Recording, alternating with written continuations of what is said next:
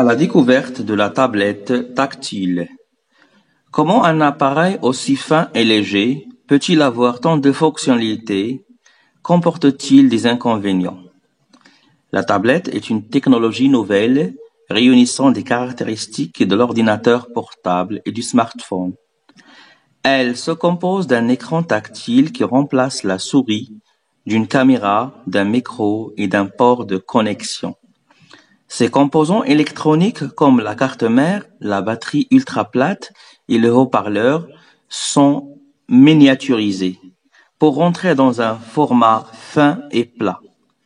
Cet appareil pèse souvent entre 300 grammes et 1 kg et présente beaucoup d'avantages.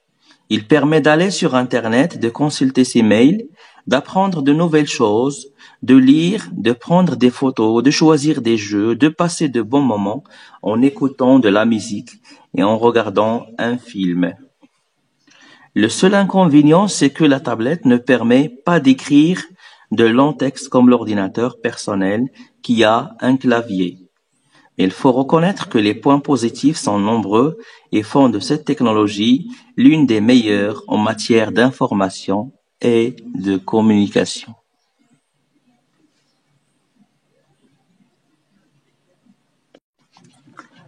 À la découverte de la tablette tactile. Comment un appareil aussi fin et léger peut-il avoir tant de fonctionnalités? Comporte-t-il des inconvénients? La tablette est une technologie nouvelle réunissant des caractéristiques de l'ordinateur portable et du smartphone. Elle se compose d'un écran tactile qui remplace la souris, d'une caméra, d'un micro et d'un port de connexion.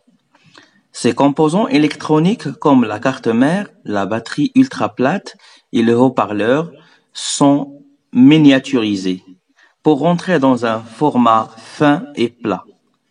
Cet appareil pèse souvent entre 300 grammes et 1 kg et présente beaucoup d'avantages.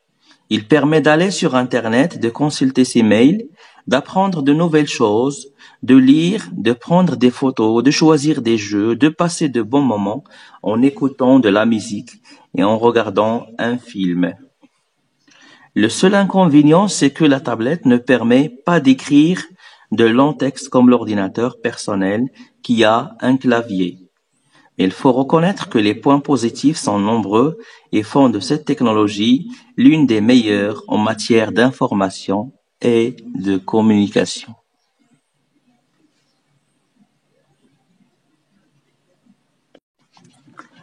À la découverte de la tablette tactile.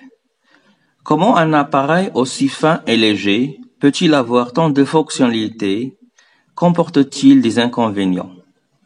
La tablette est une technologie nouvelle réunissant des caractéristiques de l'ordinateur portable et du smartphone. Elle se compose d'un écran tactile qui remplace la souris, d'une caméra, d'un micro et d'un port de connexion. Ces composants électroniques comme la carte mère, la batterie ultra plate et le haut-parleur sont miniaturisés pour rentrer dans un format fin et plat. Cet appareil pèse souvent entre 300 grammes et 1 kg et présente beaucoup d'avantages. Il permet d'aller sur Internet, de consulter ses mails, d'apprendre de nouvelles choses, de lire, de prendre des photos, de choisir des jeux, de passer de bons moments en écoutant de la musique et en regardant un film. Le seul inconvénient, c'est que la tablette ne permet pas d'écrire de longs textes comme l'ordinateur personnel qui a un clavier. Il faut reconnaître que les points positifs sont nombreux et font de cette technologie l'une des meilleures en matière d'information et de communication.